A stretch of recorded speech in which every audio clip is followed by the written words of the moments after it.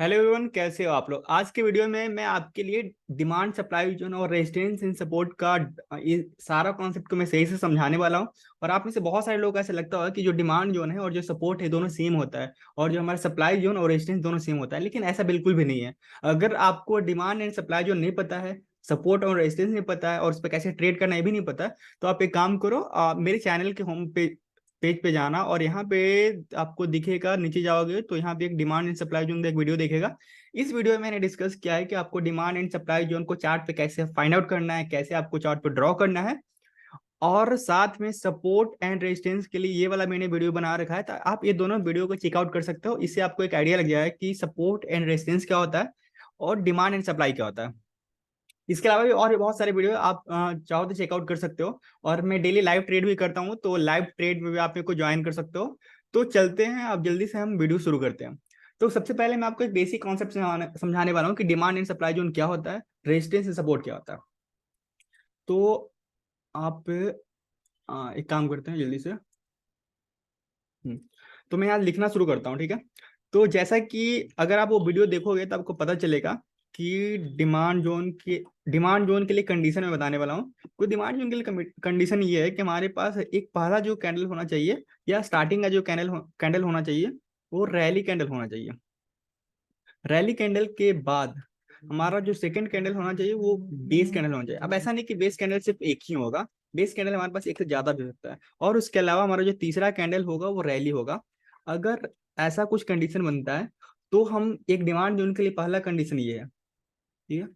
इसके अलावा हमारे पास एक और कंडीशन है, वो भी मैं जल्दी से लिख देता हूँ। ओह, कुछ तो गड़बड़ हुआ है। तो सेकंड कंडीशन हमारे पास ये है कि रैली, ये वाला कैंडल तो रैली होना ही चाहिए। स्टार्टिंग का हमारा ड्रॉप भी हो सकता है, ठीक है। तो ये ड्रॉप बेस रैली ऐसा कुछ बनता है तो हमारा डिमांड जोन के लिए कंडीशन हो गया। इसको मैं चार्ट पे जल्दी से जाके दिखाऊंगा कि ये ड्रॉप रैली क्या होता है, जल्दी से दिखाऊंगा, बस आप थोड़ा सा वेट करो। और उसके बाद हमारा जो सप्लाई जोन के लिए कंडीशन है, अगर आप वो वीडियो को देखोगे तो आपको बहुत ही अच्छे से क्लैरिटी से पता चलेगा कि ये होता क्या है, ठीक है। मैं बस इसको जल्दी से बता देता हूँ कि रैली बेस ड्रॉप होना चाहिए, और यहाँ पे ड्रॉप बेस ड्रॉप होना चाहिए। यहाँ पे जो देखो, पहला रैली बेस रैली ये हमारा होता है कंटिन्यूअस पैटर्न, ठीक है। तो मैं इसको जल्दी से लिख देता हूँ कि ये हमारा होता है कॉन्टून कंटिन्यूएशन, कुछ होता है ऐसा कुछ। ये कंटिन्यूएशन में बनता है, जब मतलब चार्ट में जब कंटिन्यूएशन होता है तब ये ऐसा कुछ बनता है। तो ये कंटिन्यूएशन में बनता है। और ये हमारा जो बनता है ये वाला पार्ट, ये हमारा part reversal kind of pattern है। इसको मैं जल्दी से समझाऊंगा कि रिवर्सल पैटर्न कैसे है, ठीक है। उसी तरीके सेम तरीके से ये रैली बेस ड्रॉप है, ये हमारा रिवर्सल का पार्ट आ गया। और ये हमारा कंटिन्यूएशन का पार्ट आ गया, ठीक है। कंटिन्यूएशन से ऐसा कुछ होता होगा, हाँ। हाँ, ये हमारा कुछ कंटिन्यूएशन का पार्ट आ गया, ठीक है। तो अब जल्दी से इसको समझते हैं कि होता क्या है, ठीक है। इसको देखो, मैंने जैसा कि बोला कि डिमांड जोन में रैली बेस रैली ये हमारा कंटिन्यूएशन का पार्ट है, ड्रॉप बेस रैली हमारा रिवर्सल का पार्ट है। ये रैली बेस ड्रॉप हमारा रिवर्सल का पार्ट है, और ड्रॉप बेस ड्रॉप हमारा कंटिन्यूएशन का पार्ट है, ठीक है।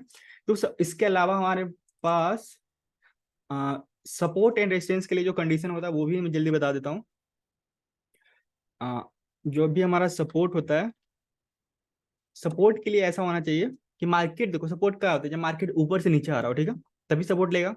तो सपोर्ट के लिए जो हमारा कंडीशन ऐसा कुछ होना चाहिए कि मार्केट है जो ऊपर से ड्रॉप कर रहा हो, मतलब ऊपर से नीचे आ रहा हो, सॉरी, ड्रॉप के बाद यहाँ पे जो बेस कैंडल होता है वो बेस कैंडल हो भी सकता है और नहीं भी हो सकता है, ठीक है। और ड्रॉप बेस फिर से अगर रैली ले रहा है तो ऐसा कुछ होता है, तब हम इसको बोलते हैं कि हमारा सपोर्ट है, ठीक है। उसके अलावा हमारा रेजिस्टेंस के लिए जो कॉन्सेप्ट है वो जल्दी से लिख देते हैं कि रेजिस्टेंस कैसे होता है, ठीक है। मैं ड्रॉप बेस रैली सब पे आता हूँ कि सब होता क्या है, ठीक है। उसके बाद हमारा रेजिस्टेंस के लिए क्या होता है कि रेजिस्टेंस क्या होगा, जब मार्केट नीचे से ऊपर जाएगा और वहां से अगर किसी प्राइस से किसी एरिया से अगर प्राइस बार बार रिजेक्शन ले रहा है, बार बार नीचे आ रहा है, तो हम उसको बोलेंगे कि वो हमारा रेजिस्टेंस है, ठीक है। ऐसा इतना मैं समझ में आ गया। तो पहले मतलब हमारा रैली होना चाहिए, और बेस अगर हो तो भी ठीक है, और ना भी हो तो भी ठीक है, तो हम इसको बोलेंगे कि हमारा रैली बेस और हमारा ड्रॉप कुछ ऐसा कॉन्सेप्ट बनता है।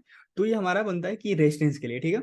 तो आपको एक ओवरऑल यहाँ से आइडिया लगा कि ड्रॉप हो रहा है मतलब मार्केट नीचे आ रहा है, नीचे आने के बाद फिर मार्केट रैली लिया, तो ये काइंड ऑफ रिवर्सल हो गया, ठीक है। आपको समझ में आया कि ये काइंड ऑफ एक रिवर्सल हुआ, मतलब ऊपर से आ रहा था नीचे गया, ये हमारा रेजिस्टेंस, ये हमारा एक काइंड ऑफ रिवर्सल हो गया। तो इतना कुछ आपको समझ में आ गया होपफुली, ठीक है। अब हम इसको जल्दी से समझते हैं क्या होता है। देखो सपोर्ट हमारा, तो इसका आप इस तरीके से इसको ले सकते हो। मैं इसको थोड़ा सा चार्ट पे जाता हूँ। देखो तो ये हमारा जो डिमांड जोन का जो ये हमारा जो रिवर्सल वाला पार्ट आ गया, और ये हमारा जो ये वाला रैली बेस ड्रॉप वाला पार्ट आ गया, sorry demand zone, supply zone और रेजिस्टेंस, डिमांड जोन का ये वाला पार्ट आ गया, और हमारा ड्रॉप बेस ये वाला पार्ट आ गया, ये हमारा सेम हो सकता है, ठीक है।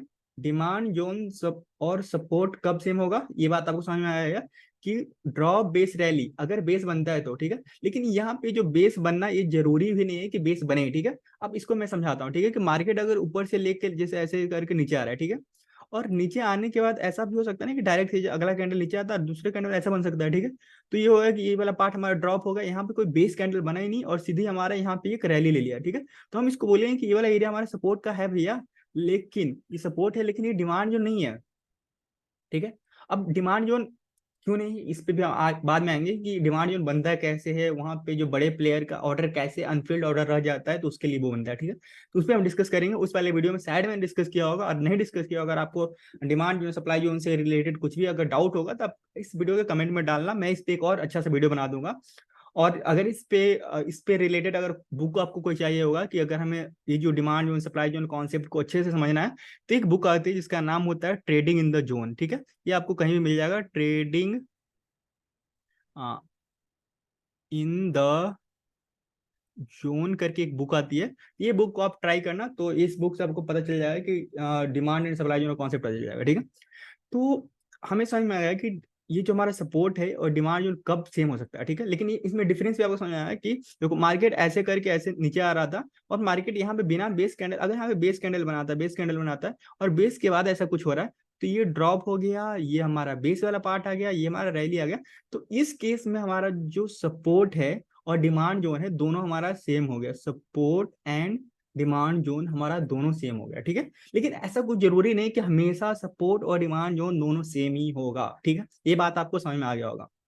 सेम सिमिलरली अगर आप जाते हो कि रेजिस्टेंस और सप्लाई जोन में क्या डिफरेंस है, तो रेजिस्टेंस मतलब यह है कि देखो मार्केट नीचे से ऐसे करके ऊपर जा रहा है, ठीक है। मार्केट यहाँ से एक बार नीचे आया, ठीक है, फिर से ऐसे कुछ गया, फिर मार्केट इसी पॉइंट के आसपास से फिर से मार्केट नीचे आया, तो ये वाला जो एरिया होता है, ये वाला एक पूरा एरिया, इसको हम बोलते हैं चलो ये रेजिस्टेंस है, ठीक है। अगर यहाँ से मार्केट जाता है यहाँ पे बिना टाइम स्पेंड किए, बिना कोई बेस कैंडल बनाए अगर नीचे आ जाता है, तो हम इसको बोलेंगे कि सिर्फ रेजिस्टेंस, यहाँ पे कोई सप्लाई जोन वगैरह नहीं है, ठीक है। एक और कॉन्सेप्ट आप जानते हो कि डिमांड जोन, हम बोलते हैं कि जो हमारा रेजिस्टेंस होता है, अगर मार्केट इसको अगर ब्रेक करके ऊपर चला जाता है, तो ई सेम हमारा क्या होता है, सपोर्ट की तरह काम करता है, ठीक है। लेकिन ऐसा कोई जरूरी नहीं है कि अगर हमारा, लेट से मैं इसको थोड़ा सा डिलीट करता हूँ, ठीक है। तो लेट से अगर ऐसा हुआ कि प्राइस हमारा ऐसे गया, ठीक है, प्राइस ऐसे करके फिर ऐसे नीचे आया, फिर यहाँ पे कुछ हुआ, फिर ऊपर गया, ठीक है। अब यहाँ पे देखो, यहाँ पे हमारा ये सपोर्ट का काम कर सकता है, ठीक है। यहाँ पे एक सपोर्ट वाला जोन बना है, ठीक है। यहाँ पे सपोर्ट, यहाँ पे अगर कुछ बेस कैंडल बनाता है रुक के और दोबारा ऊपर जाता है, तो हम ये इसको बोलेंगे कि ये हमारा डिमांड जोन हो गया भैया, ये हमारा डिमांड जोन हो गया, ठीक है। यहाँ तक आपको समझ में आ गया। अब डिमांड जोन होने के बाद ऐसा हुआ कि ये हमारा एक सपोर्ट नहीं है, ठीक है। तो अगर ऐसा बोलते हैं कि प्राइस ऊपर से जाके नीचे आ रहा है, इसको लेट से अगर ब्रेक कर देता है, तो ब्रेक कर देता है, तो ऐसा कोई जरूरी नहीं है कि ये हमारे यहाँ पे डिमांड जोन, जो पहले ये हमारा डिमांड जोन था, अब हमारा ये सप्लाई जोन होगा। अब क्यों नहीं हुआ, इसके पीछे का रीजन ये है कि अगर डिमांड जोन बनता है कैसे, तो डिमांड जोन इसलिए बनता है कि जब इंस्टीट्यूशनल का जो भी इंस्टीट्यूशन होते हैं, लेट्स से यहाँ पे वो बाई कर रहे थे, ठीक है, और इनको प्राइस और भी ऊपर ले जाना है, तो अगर यहाँ पे अगर होल्ड कर रहा है, यहाँ पे होल्ड कर रहा है, ठीक है, होल्ड कर रहा है, इसका मतलब है कि यहाँ पे इंस्टीट्यूशन का बहुत सारा जो अनफिल्ड ऑर्डर है, मतलब यहाँ पे बहुत सारे ऑर्डर हैं, ऐसा तो है नहीं कि इंस्टीट्यूशन है जी एक ऐसे 100-200 क्वांटिटी खरीदते हैं कि उनका तुरंत फिल हो जाएगा। यहाँ पे अगर वो लाखों क्वांटिटी खरीदने वाले हैं, तो यहाँ पे उतने सेलर भी तो होने चाहिए ना। तो अगर ऐसा नहीं होता है, तो यहाँ पे धीरे धीरे करके यहाँ पे प्राइस थोड़ा सा स्लो हो जाता है, स्लो होने के बाद यहाँ पे बहुत सारे धीरे धीरे करके उनका ऑर्डर फिल होता है, ठीक है। और इसके बावजूद भी अगर, क्योंकि वो बहुत बड़ी क्वांटिटी में खरीद रहे हैं, तो ऑब्वियसली एक बड़ा सा मोमेंटम आएगा, ठीक है, ऐसा कुछ बड़ा सा मोमेंटम आएगा, ठीक है। अगर आपको रैली बेस और ड्रॉप कैंडल पता नहीं है, ये रैली मतलब मैं बात कर रहा हूँ कि रैली कैंडल, बेस कैंडल और ड्रॉप कैंडल, ठीक है। यहाँ पे हमने 3 कैंडल के बारे में बात की है, एक रैली, एक बेस और एक ड्रॉप, ठीक है। तो रैली कैंडल कुछ नहीं, आपको रैली वाला जो कैंडल होना चाहिए ये कुछ अच्छा सा बड़ा सा कैंडल होना चाहिए, ठीक है। अगर ये बड़ा सा कुछ, ये लेग कैंडल, इसको लेग कैंडल ही बोलते हैं, ठीक है। लेग कैंडल किसको बोलते हैं? जिस कैंडल का जो बॉडी होगा वो 80% का अराउंड होना चाहिए उसके पूरे रेंज का, ठीक है। वही हमारा जो बेस कैंडल होता है, बेस कैंडल का जो हमारा होता है, जो बॉडी होता है 50% से भी कम होना चाहिए। और इस ये जो लेग कैंडल है, इसके अगर कंपैरिजन में देखा जाए, वो कैंडल काफी छोटा होना चाहिए, इसका ऑलमोस्ट 30-20% का होना चाहिए, ठीक है। जैसे कुछ रैली कैंडल बना, फिर यहाँ से एक छोटा सा कैंडल बना, फिर छोटा सा कुछ कैंडल बनता है, उसके बाद दोबारा ये रैली बनता है। तो ये हम कुछ बोलते हैं कि चलो ये रैली हो गया, ये बेस हो गया, और ये दोबारा रैली हुआ, तो ये हमारा एक डिमांड जोन का क्रिएशन यहाँ पे हुआ, ठीक है। तो ये बात हमें अच्छे से समझ में आया है कि रैली बेस और ड्रॉप कैंडल होता क्या है। अगर आपको नहीं समझ में आया होगा अभी, तो आप वो वाला वीडियो जाके देखना, वहां पे शायद मैंने समझाया होगा, ठीक है। तो यहाँ से हमें एक आइडिया पता चल गया कि डिमांड जोन और जो हमारा सपोर्ट है दोनों सेम नहीं है। हमारा डिमांड जोन क्रिएट होने के लिए हमारा जो बेस होता है वो जरूरी है, बेस बनना चाहिए। बेस बनने का मतलब है कि इंस्टीट्यूशन का वहां पे एक, ऐसा नहीं कि वो बहुत, अगर लेट से अगर इंस्टीट्यूशन क्या कर रहा है कि यहाँ से एक बड़ा सा रैली हुआ, सॉरी इसको मैं डिलीट करता हूँ, मार्केट यहाँ से नीचे आ रहा है, नीचे आ रहा है, यहाँ पे यहाँ रुक रहा है, रुक रहा है, रुक रहा है। अगर इंस्टीट्यूशन ने यहाँ पे सोच लिया कि बाई करना है, तो उनका जैसे ही बाई फिल होते होते, चूंकि उनका बहुत ही ज्यादा क्वांटिटी में होता है, तो प्राइस बहुत ऊपर चला जाता है, ठीक है। अब ऊपर में वो बाई नहीं कर सकते, ठीक है। तो यहाँ पे कुछ इंस्टीट्यूशन का अनफिल्ड ऑर्डर रह जाता है, ठीक है। तो मार्केट अगर ऊपर ऊपर जाके अगर दोबारा फिर यहाँ पे आता है, तो फिर यहाँ से क्रिएशन लेने के चांसेस होते हैं। इसके चांसेस इसलिए होते हैं कि यहाँ पे जब इंस्टीट्यूशन का जो बहुत सारे ऑर्डर हैं, जो पूरा का पूरा ऑर्डर फिल नहीं हुआ है, तो दोबारा यहाँ पे वो बाई करेंगे, तो इसलिए चांसेस है कि यहाँ से मार्केट दोबारा ऊपर जाए, ठीक है। तो ये एडवांस प्राइस एक्शन के कॉन्सेप्ट आती है, और इसके बारे में और डिटेल में आपको पढ़ना है तो ट्रेडिंग इन द जोन एक बुक है, उसका मैं हो सकता है अगर आप बोलोगे तो मैं अपना डिस्क्रिप्शन में उसका लिंक डाल दूंगा, ठीक है। तो इस तरीके से ये पूरा हमारा demand zone, supply zone, support and resistance का पूरा कॉन्सेप्ट होता है। दोनों का डिफरेंस मैंने बहुत अच्छे से बता दिया है। अब एक बार अगर आपको आइडिया नहीं लग रहा होगा, तो मैं थोड़ा सा चार्ट पे चलता हूँ, और चार्ट पे जाके मैं एक डिमांड जोन और सप्लाई जोन कैसे हम बनाते हैं उस पर हम जल्दी से डिस्कस कर लेते हैं, ठीक है। तो जैसा कि मैंने ड्रॉ कर रखा है, तो उसको मैं डिलीट कर देता हूँ सब कुछ को पहले, तो ठीक है। तो यहाँ पे देखना एक बहुत ही अच्छा खूबसूरत, यहाँ पे देखो ये बहुत ही 3-4 ड्रॉप ड्रॉप ड्रॉप पर, ये पूरा यहाँ से यहाँ क्या हुआ, प्राइस ड्रॉप किया। तो ये वाला जो एरिया हो, इसको हम बोलते हैं कि हमारा ड्रॉप वाला एरिया होगा, ठीक है। ये वाला जो, अरे यार इतना कुछ नहीं होगा, ठीक है, इसको डिलीट कर देता हूँ, ठीक है। ये जो एरिया पूरा हो गया, ये हमारा पूरा एरिया हो गया हमारा, ये यहाँ से यहाँ तक हो गया हमारा ड्रॉप हो गया, ठीक है। तो हम इसको बोल देंगे कि चलो भैया तू हमारा ड्रॉप हो गया। यहाँ से बात करो, यहाँ से यहाँ तक पूरा ड्रॉप हुआ, ठीक है। ये हमारा जो 2 कैंडल दिख रहा है, ये पूरा बेस कैंडल के बाद बात करें, ठीक है, क्योंकि इसका ये दिख रहा है कि ये डोजी टाइप का कैंडल है, यहाँ पे इंडिसियन कैंडल भी इसको बोल सकते हैं, और यहाँ पे दिख रहा है कि बॉडी काफी छोटा छोटा, ठीक है। इसके बाद ये वाला जो, ये जो पूरा कैंडल ये बना है, ये बड़ा कैंडल बना है। ये बड़ा कैंडल जब भी बनता है तो इंस्टीट्यूशनल के बाइंग या सेलिंग से बनती है, ठीक है। तो यहाँ पे समझें कि ये ड्रॉप बेस रैली, तो यहाँ पे अब अगर यहाँ पे आपको अगर जोन आपको ड्रॉ करना हो तो कैसे करेगा, ठीक है।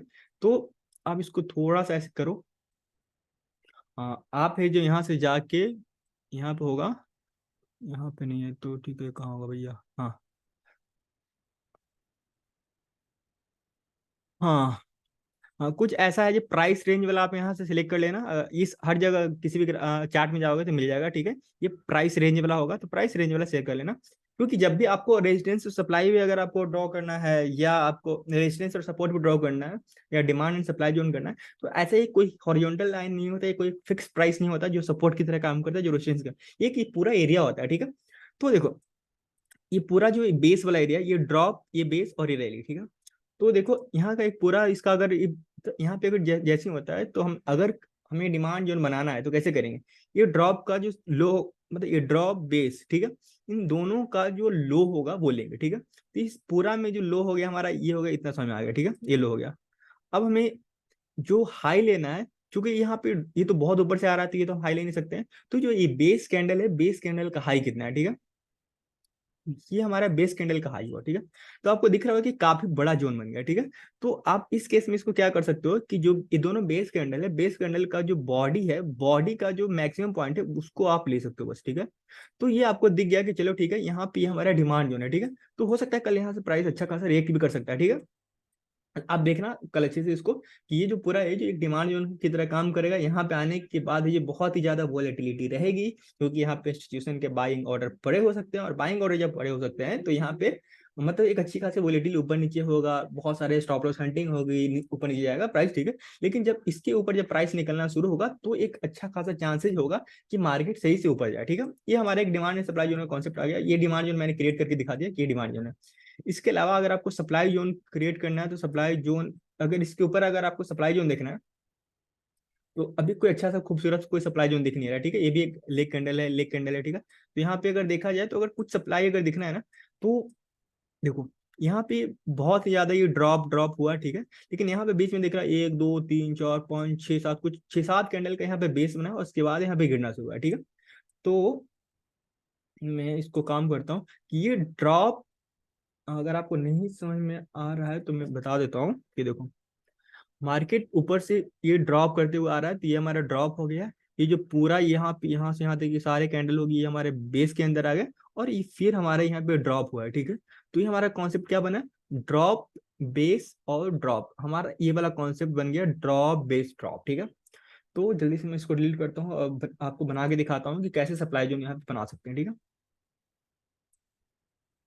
तो यहाँ पे आपको सप्लाई जोन के लिए कुछ नहीं करना, अगर ऐसा कंटिन्यूएशन पैटर्न है कि जब ड्रॉप बेस फिर से ड्रॉप हुआ है, तो इस केस में आपका बेस कैंडल का जो सबसे हाईएस्ट पॉइंट है वो लेना है, ठीक है। तो ये बेस कैंडल या इसका भी हो सकता था, ठीक है। ये बेस कैंडल या जो सेकंड वाला जो ड्रॉप कैंडल है, इसका हाईएस्ट पॉइंट जो भी है, तो चलो ये हाईएस्ट पॉइंट यहाँ पे दिख गया,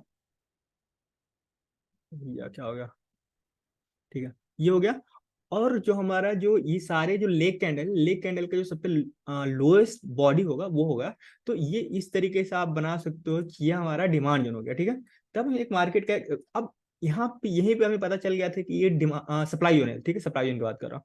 तो देखो यहाँ पे जैसे ही प्राइस नीचे गया, उसके बाद यहाँ पे चूंकि इंस्टीट्यूशन के बहुत सारे ऑर्डर अनफिल्ड ऑर्डर रह गए थे, तो देखो यहाँ पे एक अच्छा सा ड्रॉप बनने के बाद देखो यहाँ से प्राइस रिजेक्शन लिया है, ठीक है। उसके बाद फिर से नीचे कुछ कुछ आया, फिर से यहाँ पे जाने के बाद इसी जोन में जाने के बाद फिर से प्राइस एक और रिजेक्शन लेके नीचे आ रहा है, फिर से उसी जोन से प्राइस रिएक्ट कर रहा है। हो सकता है प्राइस अब यहाँ रिएक्शन लेते लेते क्या हो सकता है कि हो सकता है नीचे यहाँ तक आ सकता है, दोबारा आ सकता है, ठीक है।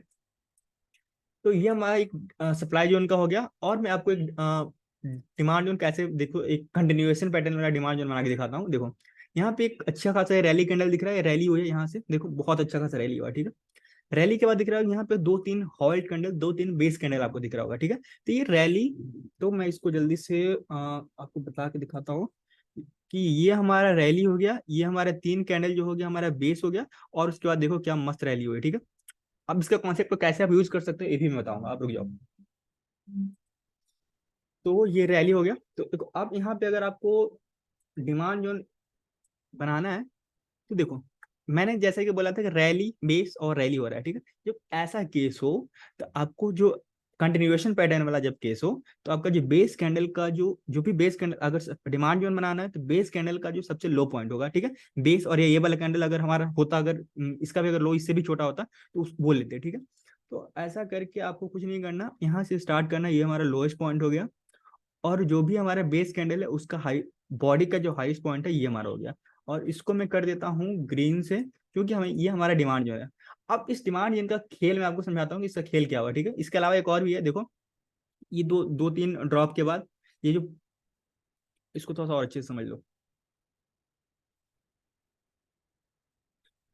ये हमारा ड्रॉप, यहाँ पे एक बेस और एक अच्छा खासा रैली ये भी है, ठीक है। तो ये भी एक हमारा डिमांड जो है, ठीक है। तो अब इसका मैं गेम अच्छे से समझाता हूँ, गेम ये कैसे चलता है, और ये बहुत खूबसूरत तरीके से वर्क करता है। हाँ, रुक जा, तो यहाँ जा, ठीक है। तो यहाँ पे मैं इसको, ये हमारा ड्रॉप, ये हमारा लेग कैंडल, इसका मैं एक सब डिमांड जोन बना दिया, ठीक है। अब देखो आगे क्या हुआ, आगे देखो प्राइस जब ऊपर से लेकर नीचे आया तो क्या हुआ, जैसे ही इस डिमांड जोन में प्राइस आया, देखो कैसे रिएक्शन हुई, ठीक है। कैसे रिएक्शन हुआ इसी डिमांड जोन में जाने के बाद प्राइस में, कितना भयंकर यहाँ पे पहली बार बाइंग हुई है, ठीक है। ये इंस्टीट्यूशनल बाइंग है, बड़े कैंडल जो अगर ऐसे ऐसे बन रहे हैं ना, तो ये इंस्टीट्यूशनल बाइंग के संकेत हैं, ठीक है। और कभी भी ये अपना अभी डिमांड जोन को ब्रेक नहीं किया, जब तक ये डिमांड जोन हमारा ब्रेक नहीं होता तब तक यहाँ से हम बाइंग कर सकते हैं, ठीक है। ये बात आपको समझ में आना चाहिए। अभी इस वाले में पूरा लास्ट तक टेस्ट किया है, ठीक है। अब देखो ये वाला आपको दिख रहा होगा, यहाँ पे आने के बाद क्या हुआ है, यहाँ पे आने के बाद सेम इसी ये जो हमारा डिमांड जोन था, ये हमारा जो डिमांड जोन था, फिर से ये वाला जैसे ही ब्रेक हुआ तो ये वाला डिमांड जोन से फिर से बाइंग शुरू होगी, ठीक है। तो इस तरीके से अब ये डिमांड जोन से मार्केट दोबारा फिर से सप्लाई जोन के पास गया है मार्केट, ठीक है। तो इस तरीके से आपको डिमांड और सप्लाई जोन क्रिएट करना, और ये बहुत ही परफेक्ट काम करता है, बहुत ही ज्यादा परफेक्ट काम करता है, ठीक है।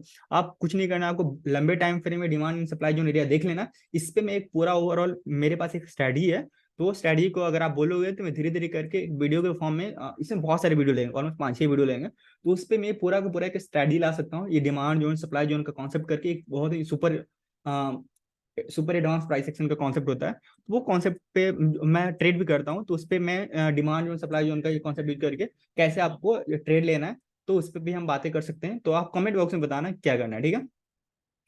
तो यहाँ पे हमें अच्छे से समझ में आ गया। और आपको हमेशा है जो जब भी करना है, तो अगर आपको हाई टाइम फ्रेम से एनालाइज करना है, डिमांड सप्लाई जोन क्रिएट करना है, उसके बाद आपको जब भी मार्केट अगर दिख रहा है कि सप्लाई जोन से नीचे आ रहा है, तभी आपको ट्रेड का कुछ अगर सेल साइड का ट्रेड प्लान करना है, तो मार्केट को देखना है कि चलो सप्लाई जोन से आ रहा है कि नहीं आ रहा है। अगर वो सप्लाई जोन से आ रहा है तभी हम बड़े ट्रेड का प्लान कर सकते हैं, ठीक है। अब देखो यहाँ पे ऐसा हुआ कि ये डिमांड जोन हमारा यहाँ था, यहाँ तक तो सही था, लेकिन जैसे ही ब्रेक हुआ तो ये हमारा डिमांड जोन अब इनवैलिड हो गया, तो इसको हम डिलीट कर सकते हैं, ठीक है। तो अब हमारे लिए जो काम का डिमांड जोन है, एक तो ये वाला यहाँ से मार्केट डायरेक्शन लिया है, और ये वाला नया डिमांड जोन बना, ये हमारे काम का है, ठीक है। ये वाला डिमांड जोन को हम डिलीट कर सकते हैं, क्यों? क्योंकि ये है जो डिमांड जोन अब इनवैलिड हो चुका है, क्योंकि ये ब्रेक हो चुका है, ठीक है। तो इस तरीके से हम कुछ ट्रेड का प्लान कर सकते हैं। तो ये था आज का वीडियो, और आपको मैं रेजिस्टेंस एंड सप्लाई से कैसे डिफरेंट होता है ये भी मैंने बता दिया, ठीक है। डिमांड एंड सप्लाई जोन में जो बेस वाला जो कॉन्सेप्ट है वो इंपॉर्टेंट है। बेस वाला कॉन्सेप्ट क्या बताता है कि हमारा वहाँ पे जो भी बड़े प्लेयर हैं उनके अनफिल्ड ऑर्डर पड़े हुए हैं, ठीक है। अनफिल्ड ऑर्डर का मतलब देखो क्या होता है, जैसे यहाँ पे जाने के बाद क्या होगा, अगर किसी को सेल करना है तो यहाँ पे बहुत सारे बायर भी होना चाहिए, ठीक है। तो यहाँ पे बहुत सारे 2-3 ये जो वोलेटिलिटी वाला एरिया बनता है, इसीलिए बनता है कि इंस्टीट्यूशन का जो अनफिल्ड ऑर्डर है वो फिल करना चाहते हैं, यहाँ पर उनको सेल करना है बड़े क्वांटिटी को, 1 लाख 2 लाख क्वांटिटी अगर सेल करना है, तो उस क्वांटिटी यहाँ पे 2-3 सारे बायर आएंगे ना, धीरे धीरे करके इसी एरिया में है। अगर आप छोटे टाइम फ्रेम में जाके देखोगे तो आपको पता चलेगा कि यहाँ पे कितनी स्टॉप लॉस सेंटिंग होती है, ठीक है। स्टॉप लॉस सेंटिंग पे भी मैंने कुछ वीडियो ला रखा हूँ, और आगे और भी वीडियो लाऊंगा। तो जैसे एसीएल हंटिंग कैसे होता है उस पर मैं वीडियो ला रखा हूँ, तो आप इस वीडियो को चेकआउट करो। और जो भी कुछ अगर डाउट होता है तो कमेंट बॉक्स में बताओ। तो आज इसी पॉइंट पे इस वीडियो को मैं खत्म करता हूँ।